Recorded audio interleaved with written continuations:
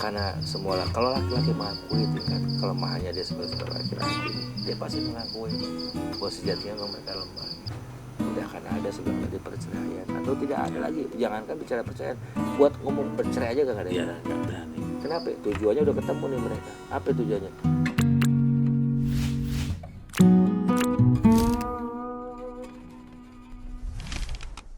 Assalamualaikum warahmatullahi wabarakatuh. Balik lagi di channel Kacamata News, sahabat. Tentunya di program Kacamata Rasa. Nah, ini episode kedua. Yang sebelumnya episode kemarin kita sudah berbincang-bincang dengan Pak Dokter Bagus. Saya manggilnya Bang Haji. Apa kabar Bang Haji? Bang Haji, alhamdulillah baik. Kita lanjutin obrolan yang di episode yang pertama Bang Haji.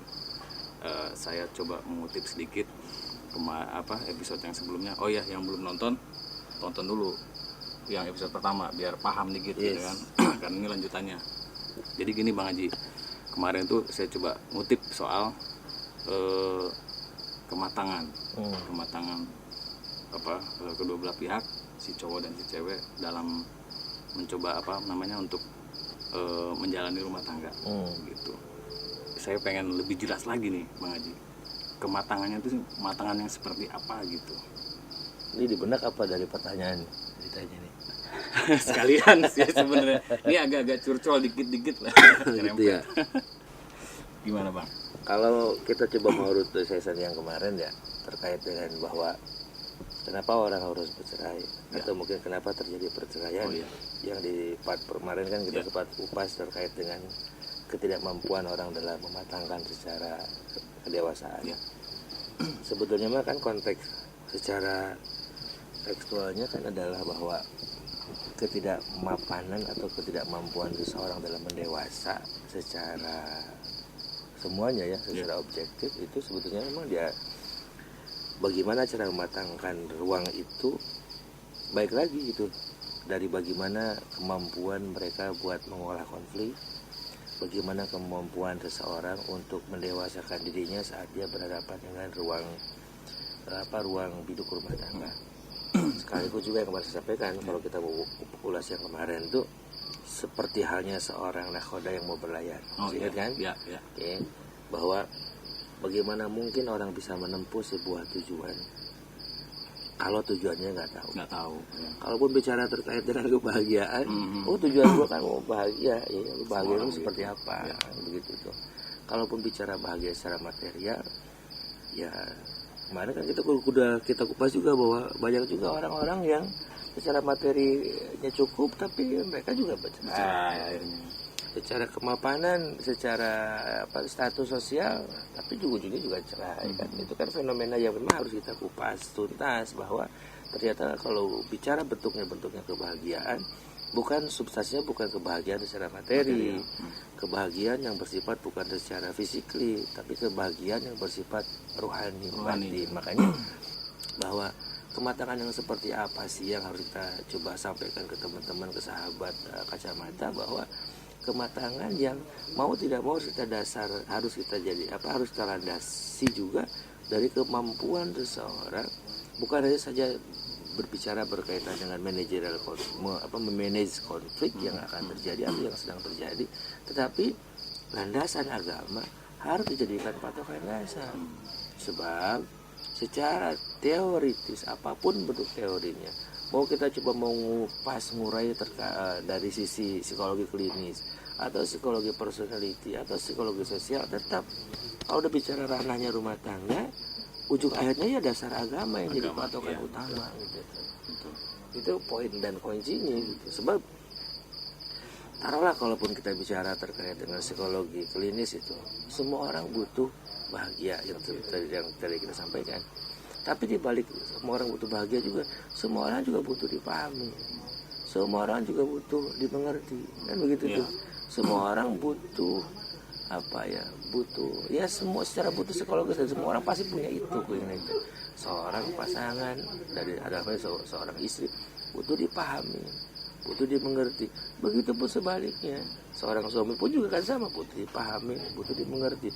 Tetapi menempatkan konteks bahwa kapan saatnya lu memahami dan kapan saatnya juga lu butuh dimengerti. Ini juga jadi catatan besar untuk memanajemen sebuah pembelajaran kedewasaan.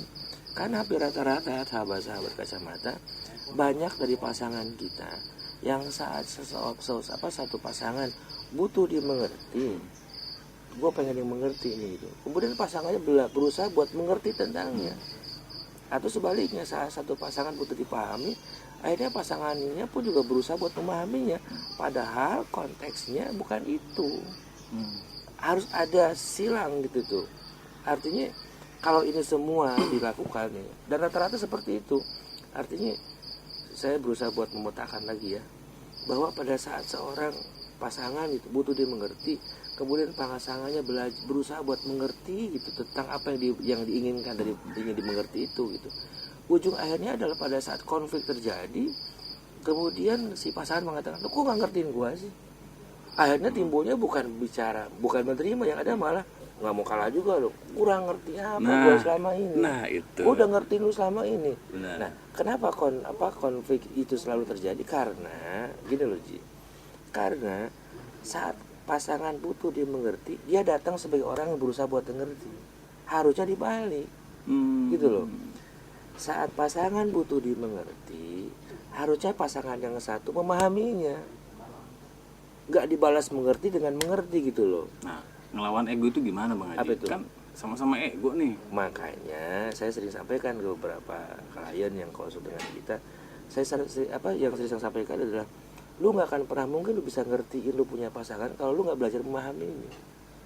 Banyak orang di luar sana, termasuk barangkali mungkin kita juga nggak mau nafik juga. Terus sampai sekarang kita juga sedang belajar rumah tangga kan. Saya juga sedang belajar rumah tangga. Ya kan, tidak ada. Justru makanya kenapa kita buka kupas ini, gue juga kita belajar juga kan dari kondisi yang ada, biar minimal bisa jadi cerminan nih. Bener, kita ngomong nih malam, kita ngobrol bareng, share dengan kawan-kawan sahabat kacamata, sekaligus juga bisa menjadi kacamata kita juga. Buat diri kita sendiri. Gitu kan? Ya, betul. Bahwa kita juga masih sama-sama belajar. Benar. Di sini kan tidak ada istilah kita guruin kawan-kawan sahabat-sahabat di kacamata, nggak ada. Benar. Kita berusaha buat share, membuka ruang pikiran gitu masing-masing. Oke, kembali ke yang tadi di awal.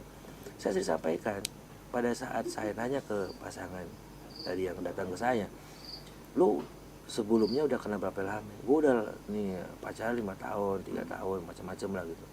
Terus lu tambah rumah tangga berapa tahun? Gue udah 5 tahun rumah tangga bang. Tapi pada saat bini gue bilang lu nggak ngertiin gue marah bang. Selama ini gue udah ngertiin dia bang, gitu tuh. Atau sebaliknya, pada saat pasangan, lu pahamin gue dong. Bini gue langsung nyodot juga bang. Ya. Kurang paham gimana gue kan gitu tuh. Iya, benar. Nah ini yang kadang-kadang saya bilang tadi, salah menempatkan konteks bahasa memahaminya. Kadang gini aja logikanya. Kalau kita mau coba per-peran gitu kan, lu kenal bini lu udah berapa lama? Udah sekian tahun, taruhlah 5 tahun, 10 tahunan gitu kan. Lu udah tahu belum apa yang diinginkan pasangan saat pasangan lagi sedih? Pernah gak lu membuka komunikasi ke sana? Umpama kata, bang, gua kalau lagi sedih ya bang ya, taruhlah kalau lagi gua menstruasi gitu, gua tuh pengennya abang perlakuan gua begini ya bang, kan gitu tuh. Atau sebaliknya, kita datang nih, kita ngomong sama kita punya bini gitu, biasa gue kan kalau balik tuh kan dalam keadaan gue sumringah kan gitu tuh. Tapi kalau gue balik dalam keadaan gue lagi gak sumringah, gak ada senyuman di gue punya wajah, lu harus paham ya, gue lagi punya masalah. Kan gitu tuh. Disampaikan juga, dan pada saat gue lagi beginian, gue pengen lu begini, menyampaikan keinginan itu. Maka pada saat semua pasangan berusaha buat mengaktifkan sonar itu ke pasangannya, maka sejatinya sebetulnya mereka sedang belajar memahami pada saat mereka perlu dimengerti gitu. Iya. Artinya ada keterbukaan di awal dulu dong. Semuanya harus punya. Gua pengen gitu loh. Artinya pada kondisi apa sih gitu kan, lu datang sebagai seorang siapa gitu tuh. Karena kan rumah tangga itu kan bukan bicara laki bini, tapi bisa jadi mitra, bisa jadi kawan, bisa jadi partner, bisa jadi sahabat kan begitu tuh. Maka pada kondisi seperti yang tadi kita sampaikan, mengungkapkan ruang itu harus terjadi. Makanya tadi bilang tadi ada komunikasi dua arah. Taruhlah bilang tadi, kita selalu pakai logika, pasangan pakai rasa. Itu poin pertama ya. Karena tetap laki-laki semua pakai logika dan semua perempuan menggunakan rasa. Tapi pada kondisi saat kita mau menyampaikan ke pasangan kita yang taruhlah kalau kita pakai yang gitu ya, yang kalau lu lihat kebiasaan gue yang nggak biasa, berarti gue sedang punya masalah nih, ada kerjaan dan segala macam gitu. Nah pada kondisi gue begitu, gue pengen lu jangan nanya gue dulu ya, umpama kata gitu kan. Kalau lu diem, lu siapin aja apa yang biasa lu layak kasih ke gue, ntar gue juga ngomong, jangan lu tanya. Umpama kata kalau ada orang yang memang punya karakter demikian, tadi lu juga ngomong. Atau kebalikannya, bang, kalau saya lagi mau datang bulan nih, gue kan sensitif bang ya, terus gue kadang-kadang suka melek dulu sendiri kan. Terus gue tuh pengen dalam kondisi gue seperti itu, lu jangan pelukin gue ya. Kan itu tuh. Berarti kan pada kondisi saat si suami lihat tiba-tiba, oh, bini gue kenapa ya kok tiba, oh dia langsung tahu tuh. Karena dulu udah nitip kondisi kayak gini, gue minta begini gitu. Ya itu poinnya. Makanya komunikasi dua arah harus terjalin dengan baik. Keduanya menempatkan ruang pengertian, mengerti, dibalas dengan memahami. Artinya pada saat pasangan butuh dimengerti, harusnya pasangan yang satu datang sebagai orang yang memahaminya. Kebalikannya, saat pasangan butuh dipahami, kita datang sebagai orang yang ngerti tentang dia. Kan begitu tuh. Ngerti dilawan sama yang ngerti. Gue butuh dimengerti, kemudian pasangan berusaha buat mengertiin dia. Nggak kena. Yang ada bilang tadi, kejadian-kejadian yang selama ini terjadi adalah saat pasangan nyentil nih, bang lu kok nggak ngertiin gue, langsung marah tuh pasti. Gak ngerti dari mana gitu. Gue ngerti dari mana? Balik lagi. Lu yang ngerti gue nggak ngerti. Egonya dimainkan sehingga komunikasi yang ujung akhirnya untuk belajar mendewasa pun aja nggak ada. Itu poin secara psikologis. Makanya kalau kita mau buka secara psikologis bahwa semua orang butuh dipahamin, iya. Semua orang butuh dimengerti, iya. Semua orang butuh didengarkan, iya. Semua orang butuh itu gitu. Termasuk dalam hidup rumah tangga gitu. Tapi pada ruang apa itu kita tempatkan? Itu kunci kan di situ.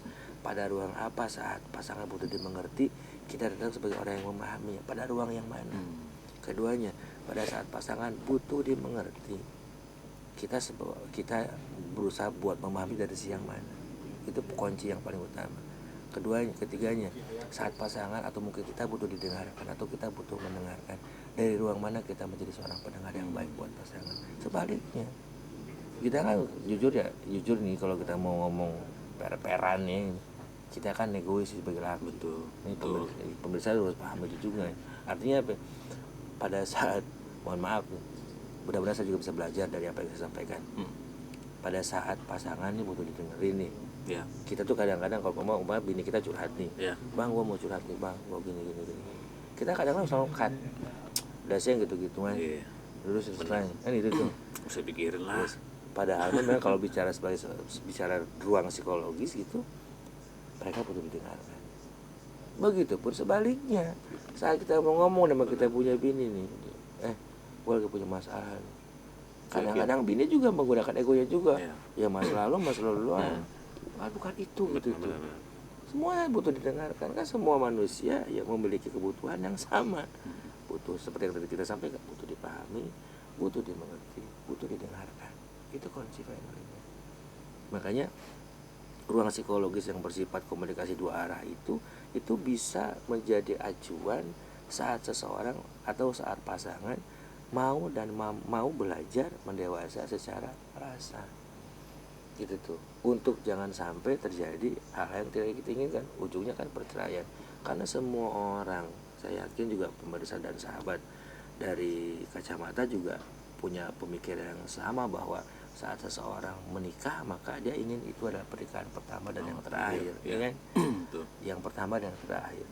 Aku memilihmu yang pertama dan aku akan hidup sampai akhir denganmu. Dan semua orang punya harapan seperti itu. Siapapun orang yang barangkali mungkin saat ini sekarang yang sudah bercerai atau yang memang sudah selesai dari rumah tangganya, coba deh tanya ke ruang batinnya. Pada saat lu nikah dengan lu punya pasangan, apa lu pernah berpikir dengan perceraian? Nggak ada. Saya yakin ada yang berpikir demikian. Tapi kenapa endingnya tiba-tiba ada perceraian? Saya bilang tadi, adanya barangkali mungkin sesuatu yang harusnya kita jadikan pelajaran. Minimalnya pelajaran yang berharga adalah dari bagaimana kita menjalin komunikasi dua arah untuk sama-sama belajar, mematangkan, mendewasakan rasa. Itu kuncinya. Kita sebagai laki-laki nggak berusaha untuk lu bisa paham apa kondisi gue, tapi gue harus bisa belajar memahami kondisi dia gitu. Sebaliknya dia saat dia butuh dimengerti. Saat lu butuh dipahami, gue akan belajar jadi orang yang ngertiin tentang lu ke pasangan ini. Begitu pun sebaliknya, saat gue juga butuh dimengerti, lu tolong dong datang sebagai bini yang mahamin gue. Gimana pun gue laki-laki kan itu tuh.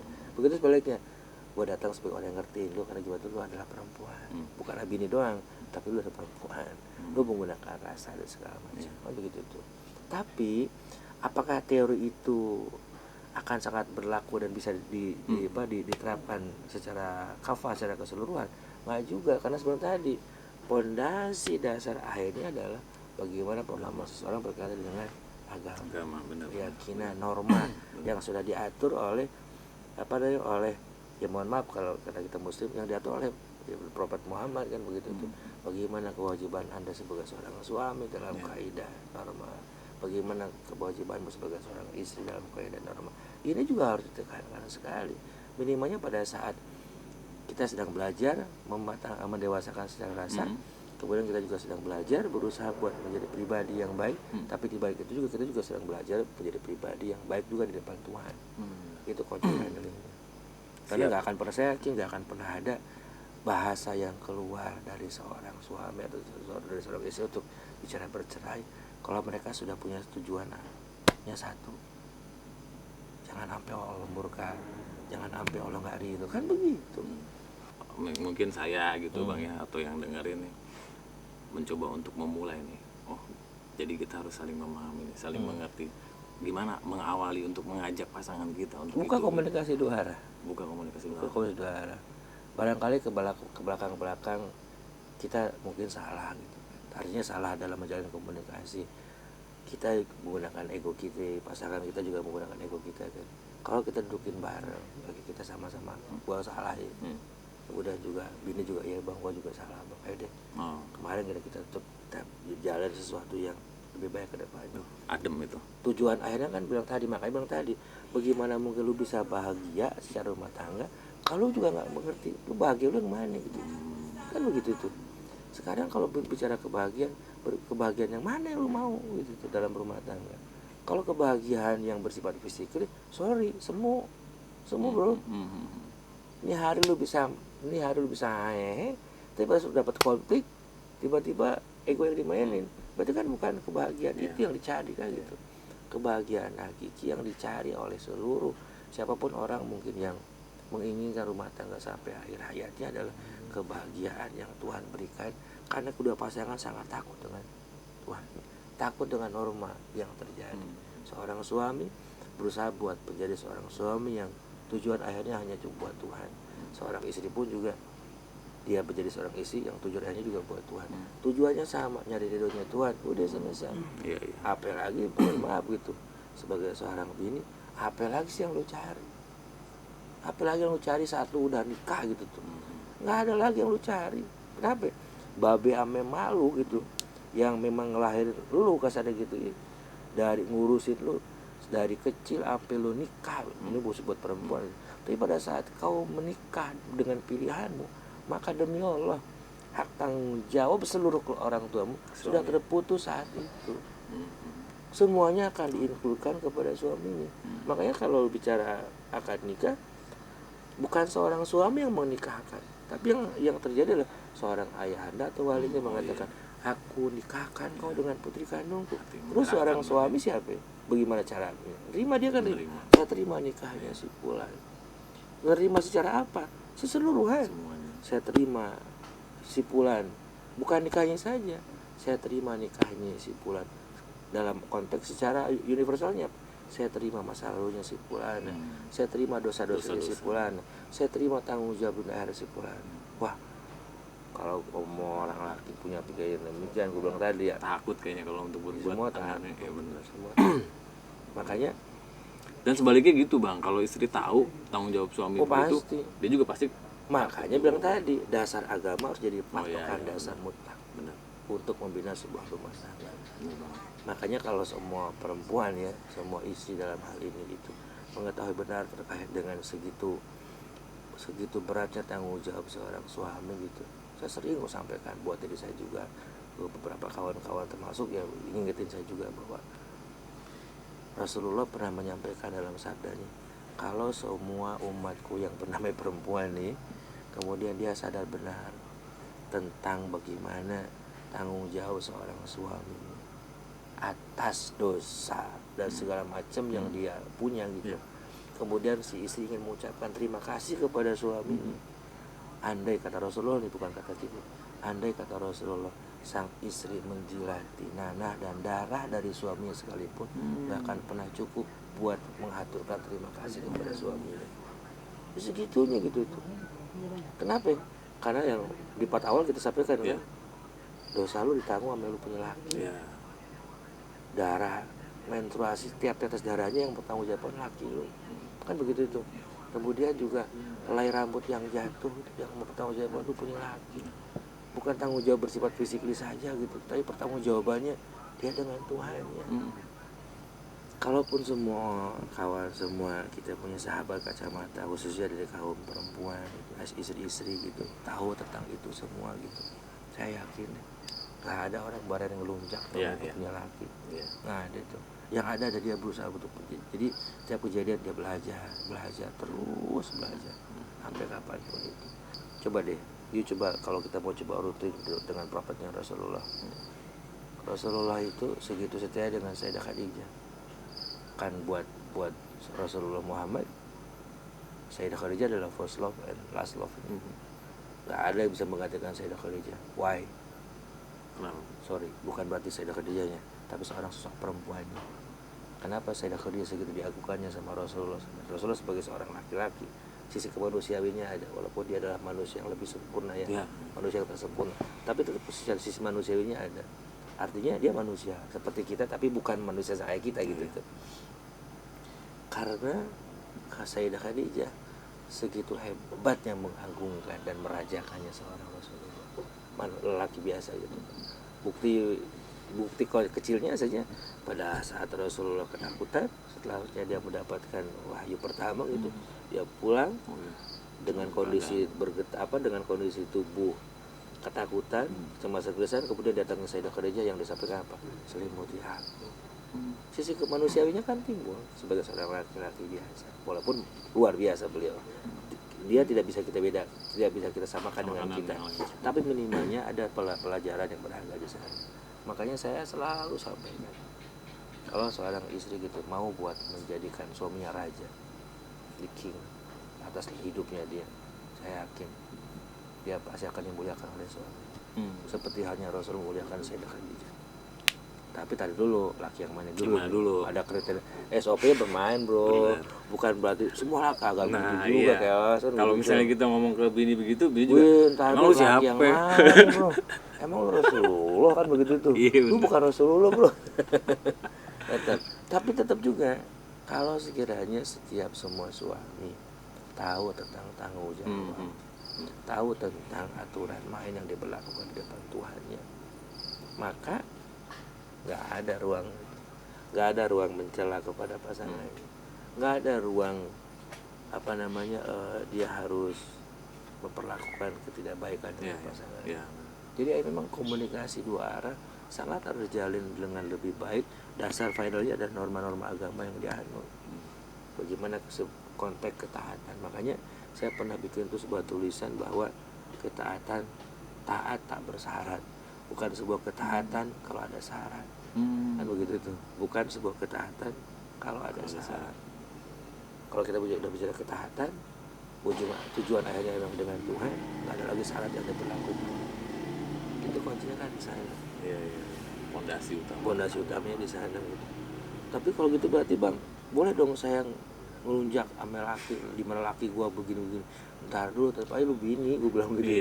Yang nama bini, gue udah bini gitu tuh. Tapi ini Bang Haji, masih ada ranah buat si istri nggak untuk misalnya pemahaman agamanya mungkin lebih lebih kurang suaminya gitu. Istri lebih paham.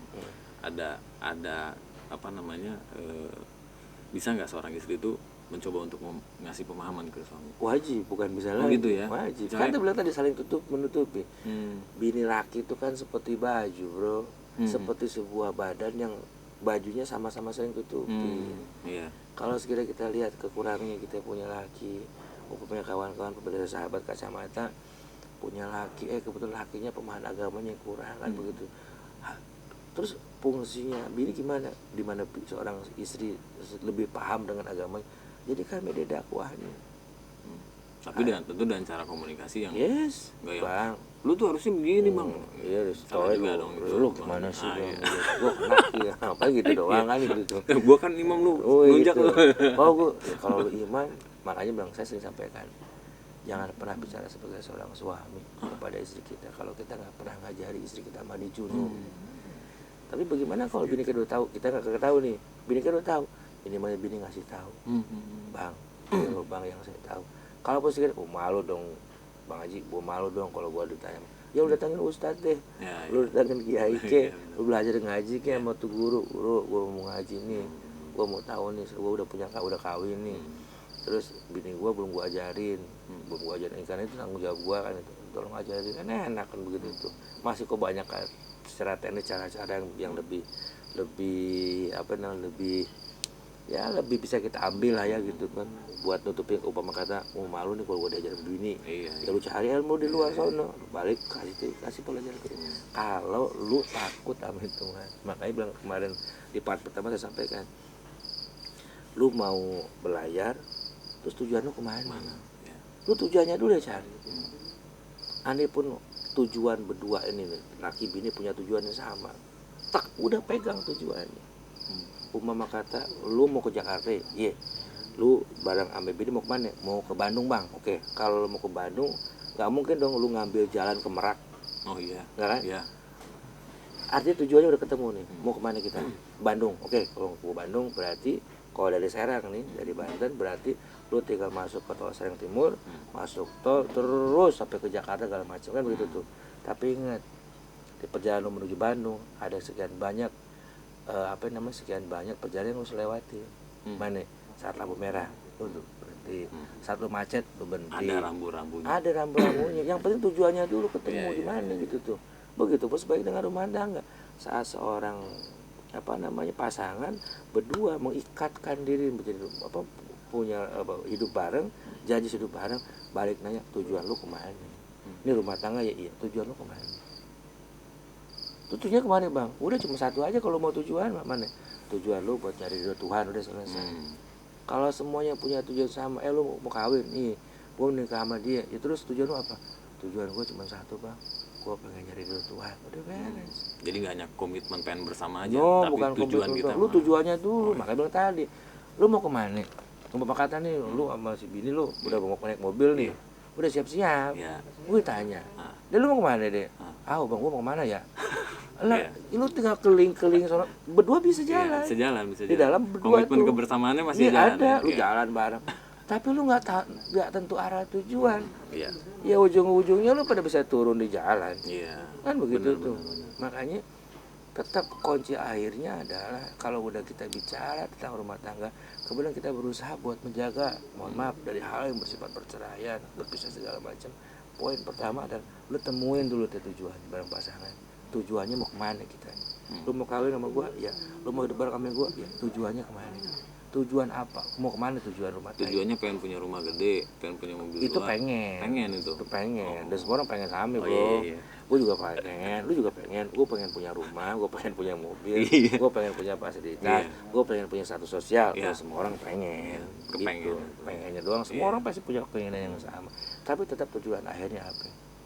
Kan gitu tuh. Lu cari tujuannya dulu deh. Buat kawan-kawan pemirsa sahabat kacamata, kita coba muhasabah. Kalau punya udah rumah tangga, coba tanya ke pasangan kita, bang, udah rumah tangga, tujuan kita mau kemana? Tujuan kita kemana di rumah tangga? Ada pun yang belum, coba cari tujuannya, bikin komitmen bareng sama pasangan. Tujuan mau rumah tangga, lu mau kemana? Kalau kita mau kasih bocoran, udah tujuan akhirnya cuma lu mau kawin, tujuannya udah lu cari ridho Tuhan, udah selesai. Tujuannya udah jelas tuh, kemana? Bandung. Udah lu cari jalan ke Bandung. Kalau lu mau cari ridho Tuhan, cari tujuan, cari ridho Tuhan. Sebagai seorang suami kalau ketemu sama tujuannya, dia pasti akan mikir panjang. Ridho nggak Tuhannya kalau gue begini? Oh iya. Kalau Akan berhati-hati. Rambu-rambu itu akan berhati-hati banget. Dia usaha, dia ikhtiar, dia cari rezeki kan gitu tuh, karena dia punya kewajiban sebagai seorang imam. Pada saat dapat rezeki, tar dulu nih, rezeki apa ini? Oh iya. Bayar apa kagak nih rezeki gue nih? Kalau kiranya udah korupsi nih, tar dulu nih, Tuhan gak ridho nih. Geser kan begitu tuh. Ini gue dari nyolong, ntar dulu geser. Kenapa? Gue takut Tuhan gak ridho. Begitu pun sebaliknya dengan pasangan. Saat dia berbuat sesuatu, Tuhan ridho gak ya? Tuhan ridho gak ya? Coba sih gitu tuh. Makanya ulang geli ada gitu. Kalau udah bicara terkait dengan fenomena perceraian sekarang makin marak, apa sih ini fenomenanya? Lu kayak artis baik, gue bilang gitu. Kalau artis sih bodo amat dia bilang gitu. Memang artis batalnya kawin cerai bilang artis gitu. Mungkin cerai dapat iklan. Iya, artis cerai dapat iklan, dapat duit. Lah lu artis bukan. Iya. Lu mau ikut-ikutan sama kayak artis begitu juga. Ngacang apa kan begitu. Ngacang apa bener. Bener-bener. Artinya kalaupun fenomena itu kita kemarin angkat nyambungin yang di part awal gitu, kenapa harus bercerai? Ya coba deh, jangan sampai tuh ada ruang-ruang ke arah sana. Ayo coba kita gali deh, kita coba jadiin pelajaran tiap kejadian, tiap intrik, tiap masalah kita jadiin pelajaran. Udah kita ambil hikmah dari semuanya, kita komitmen lagi dengan tujuan yang sama. Mana lagi tujuannya? Kembali ke koridor, bang. Itu udah kerel di luar rel, baik rel ya bang ya, tujuan kita atau bang ridho Tuhan, kan begitu tuh. Kalau kita berangkat dari orang-orang yang mohon maaf secara kemampuan, keilmuan, secara psikologis atau secara kematangan dalam mendewasa belum, ya yuk kita mau belajar, kan gitu tuh. Toh sampai kapanpun kita terus belajar. Saya sampai hari masih belajar. Saya rumah tangga udah sekian tahun lamanya, tapi sampai hari apa saya udah ngerasa gue udah mampu? Enggak, gue juga masih belajar bro. Kan gitu tuh, tetap gitu, gue juga masih belajar. Kenapa? Tujuannya belum nyampe, mana ridho Tuhan. Kalaupun sekiranya tujuannya udah ketemu dengan yang gue minta sama Tuhan, tutup usia dalam usia aku gitu kan, saat melepas nyawa gitu kan, Tuhan ridho saya punya urusan begitu. Kemudian juga belajar terus berangan dengan pasangan, tanggalkan keegosentrisme humanistisnya dulu, jangan timbul kecurigaan. Nah ini juga modal besar bro. Ya. Ini curiga kan luar biasa, setan luar biasa tuh. Benar. Udah pada komitmen timbul datang curiga, itu curiga tuh tambah. Itu nggak mungkin hilang juga bang Haji kalau soal curigaan. Apa itu? Manusiawi nggak sih kayak gitu? Manusiawi, tapi kalau berlebihan itu jadi doa bro. Oh iya. Banyak sekali kawan-kawan juga hati-hati juga nih kalau bicara kecurigaan, prasangka, susut apalagi. Lu udah sudah lu punya bini, hati-hati doa. Bini udah sudah sama laki, doa. Walaupun nggak diucapin. Walaupun nggak diucapin. Kalau sekedar buat khawatir, curiga tapi khawatir nih. Ya coba lu tamuin Tuhan. Saya bilang begitu. Bang, saya khawatir bang, laki gua A, B, C gimana gitu di luar sana. Kalau lu khawatir, lu titipin sama Tuhan. Karena yang punya laki lu cuma Tuhan. Pasrahin aja. Selesai. Biar Tuhan yang jagain. Biar Tuhan yang jagain. Caranya apa? Lu udah yakin doa deh. Tapi bang gimana bang? Gua juga curiga juga wajar bang. Karena gua begini, laki gua bla bla bla. Gua lihat di segala macamnya gitu tuh. Kalaupun sekiranya itu ada intik yang ke arah sana, nggak ada lagi. Tuh datang itu doain lu punya laki. Ingetin wajib, bang, awas bang, ingetin wajib. Ingetin sebagai seorang bini, ingetin, bang, abang begini ya, awas ya bang begini-gini, boleh lah, tapi jangan. Ujung akhirnya tetap aja, hamparin lu punya sajadah. Kan begitu tuh. Karena ya itu tadi, di perjalanan intrik yang sering saya temukan pun juga, kadang-kadang kan pihak ketiga juga bisa menjadi acuan juga kan dari perceraian. Justru yang jadi pertanyaan akhirnya adalah, kenapa harus ada pihak itu, umpamanya kan gitu tuh. Saya wajar dong bang curiga, bang Haji saya curiga dong, gue punya laki. Kenapa? Karena gue gini, gue wah macam-macam tuh gitu kan. Biasa cuma senyum. Ya udah, kalau demikian, lu tanya deh kalau gue sendiri. Lu tanya kepada lu sendiri, sudah sejauh mana lu udah ngerajain lu punya laki. Karena sejatinya laki-laki itu lemah. Benar. Laki-laki lemah. Lemah lah. Gimana maksudnya? Kalau laki-laki kuat, kenapa ada obat kuat buat laki-laki? Ya kan? Iya. Jamu kuat laki-laki. Oh, iya. Karena lemahnya itu ya. Iya. Dia butuh pelindung. Iya. Makanya saat dia menjadi punya bini, dia ingin banget bininya jadi pelindungnya dia. Coba dulu tanya, lu kan laki-laki, coba tanya deh. Kan gitu tuh. Kekuatan kita memang sebetulnya di samping kita punya, kan begitu tuh. Tapi baik lagi juga fungsi lu sebagai seorang bini sejauh mana, kan begitu. Karena secara yang saya analisa gitu di lapangan gitu, karena saya sering banget bertestimoni ya gitu. Saya bikin angket, gue sebar ke 100 laki-laki, gue sebar ke 100 perempuan gitu tuh. Survei gitu kan, gue bikin sebar survei, angket, pertanyaan bersifat psikologi klinis gitu kan. Jadi kita analisa, kemudian kita presentasikan. Berapa persen segini, berapa persen segini. Kita bisa menemukan presentasinya bahwa karena semua kalau laki-laki mengakui tingkat kelemahannya dia sebagai seorang laki-laki, dia pasti mengakui kok bahwa sejatinya mereka lemah. Kita tuh lemah sebetulnya. Kita butuh orang yang memprotek kita secara secara keseluruhan, secara rasa. Karena itu tadi kita selalu menggunakan logika, capek pakai logika itu. Ada samping kita punya rasa, maka jadi yang punya rasa karena dia bisa mendirect controlling kita punya logika kan gitu tuh. Nggak ada yang sempurna di dunia ini. Lu nuntut pasangan lu sempurna nggak akan pernah bisa. Sebaliknya, lu nuntut laki lu sempurna juga nggak akan pernah bisa. Nggak ada yang sempurna di dunia ini. Nobody perfect in the world. Tetapi saling menutupi kekurangan dari pasangan, disitulah kesempurnaan. Kunci kan di sana. Kalau kita bicara secara psikologi klinis, tetap ujung akhirnya sebilang tadi, andai pun teori secara psikologis klinis atau teori-teori psikologi apapun kita gunakan, dasar finalnya fondasi norma agama jadi ke dasar utama. Baik lagi ke situ ya. Balik lagi ke sana pasti. Karena solusi akhirnya tetap aja di situ. Saya harus garis bawahi ya. Lemah ini secara psikologis ya, tidak secara. Iya, artinya si istri secara psikologis dia lebih kuat. Oh gitu. Dia lebih kuat secara psikologis. Makanya kan ada saya pernah bikin tuh, kalau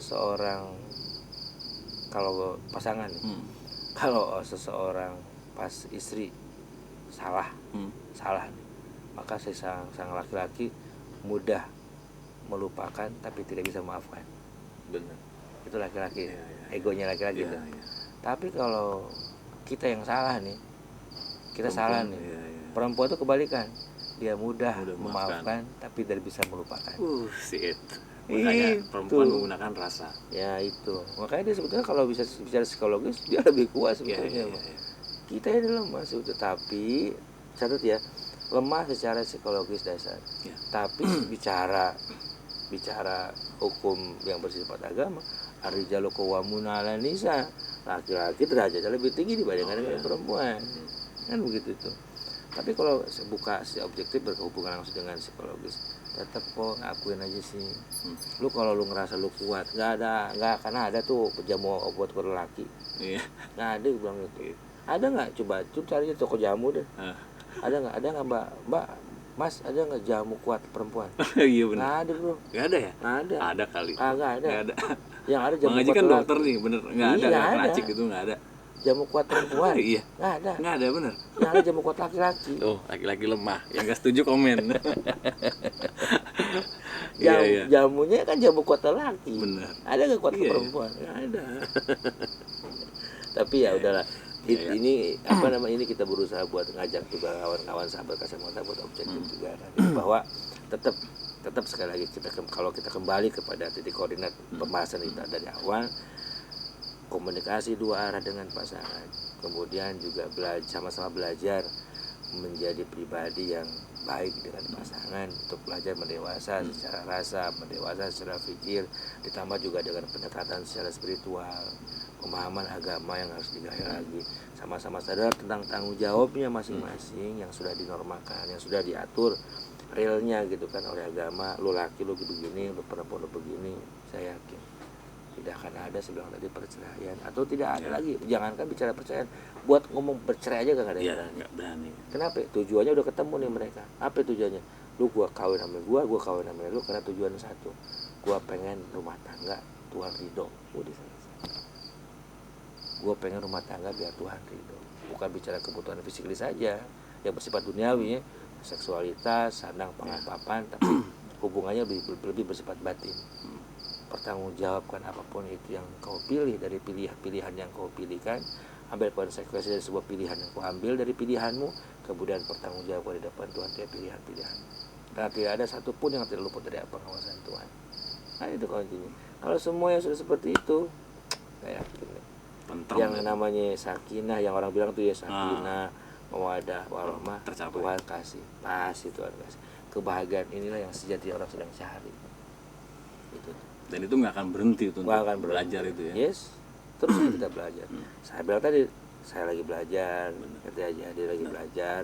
Kawan-kawan sahabat kacamata lagi sedang belajar. Ayo kita sama-sama belajar menyikapi sebuah konflik, belajar kemudian mendewasa secara rasa, belajar mendewasa secara pikiran, biar ujungnya kita semua punya tujuan yang sama, biar Allah ridho dari apa yang sedang kita jalani dalam rumah tangga ini. Ntar kan banyak tuh Ji, anak nih masalahnya, itu ntar ekonomi ya kan? Ekonomi bagaimana? Kita bahas di sini yang lain. Siap. Tapi satu ada pertanyaan Bang Haji dari komentar video yang sebelumnya. Kita coba bahas. Kalau darinya ntar kita nggak bacain. Apa itu? Terima kasih Kak informasinya. Malu mau cerita. Jadi mantan ibu tiri mau dinikahi suami. Apa salah saya sebagai istri? Namun dipikir-pikir ikhlasin aja lah. Tapi ingat anak juga, gimana tuh? Ini pertanyaan ini kan pertanyaan yang kita harus memahami secara objektif juga. Nih kenapa dia harus mengatakan ikhlas? Apa latar belakangnya? Kemudian kalau bicara mantan ibu tiri, mantan dari siapa? Dari suaminya apa dari istrinya? Ini nggak jelas nih. Ini nggak jelas pertanyaannya, saru. Tapi kalaupun ada pertanyaan demikian, untuk malam ini kita cuma sampaikan, Mbak datangin Tuhan dalam istighfar. Keduanya juga tanyain nama Tuhan dalam istighfar. Yang paling penting, kalaupun ini merupakan ibu tiri atau dari suami atau dari dianya sendiri gitu kan, ini kan nyaru nih. Coba datengin juga siapa ulama atau mungkin guru yang bisa memberikan pencerahan. Karena ini hubungannya langsung dengan fikih juga kan. Ini mantan ibu tiri. Kalau ibu mah kan gak ada mantannya bro. Benar. Gak ada mantan, lu ibu ya ibu aja kan gitu. Terus secara fikihnya ibu bisa nggak dikawinin sih walaupun itu ibu tiri atau tuh suaminya kira-kira bagaimana? Nah ini kita nggak bisa masuk ke ranah itu karena itu bukan bagiannya kita ngejawabnya. Itu bagiannya para ustadz, para ulama yang ngomong. Tapi kalau dari kita ini kita kasih sarannya sama ibu tersebut, banyak aja gitu tanya sama Tuhan. Curhat aja mulu. Sujud itu menjadikan sebuah media saat kita berbisik kepada langit, berbisik kepada bumi, maka sejatinya kita sedang bicara dengan langit. Itu kuncinya. Sujud kemudian kita sampaikan kalau kisah dengan Tuhan, maka sejatinya kita sedang berbisik dengan bumi, tetapi langit mendengar bisikan kita. Itu kuncinya. Ntar kita doain ya, ibu yang bertanya demikian, mudah-mudahan masalahnya dikasih solusi sama Tuhan. Amin.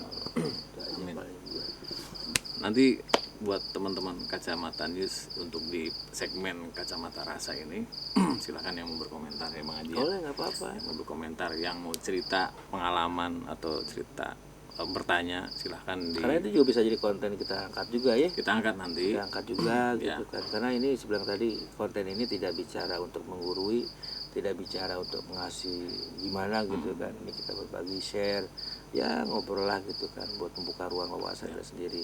Tetap kita juga punya kekurangan, keilmuan juga sangat terbatas dengan kebodohan. Kita juga butuh masukan juga dari kawan-kawan, dari sahabat kacamata news untuk kasih masukan yang positif, yang mudah-mudahan saya bisa membangun antara saya sama Ade Ridwan untuk bisa memberikan konten-konten yang lebih bermanfaat, yang punya manfaat, punya faedah ke depannya. Ditunggu deh kritikannya sama saran-sarannya di komen. Benar. Tapi yang belum subscribe dulu. Subscribe harus iya. itu mah. Dan kalau dirasa ini programnya bisa bermanfaat, jangan sungkan-sungkan untuk berbagi, share ke teman-teman, ke saudara-saudara. Untuk saat ini segini dulu Bang Haji. Nanti kita lanjutkan di season berikutnya. Siap. Di Saung Cipta Rasa kita akan mulai lagi dengan dengan program Kacamata Rasa. Siap. Assalamualaikum warahmatullahi wabarakatuh.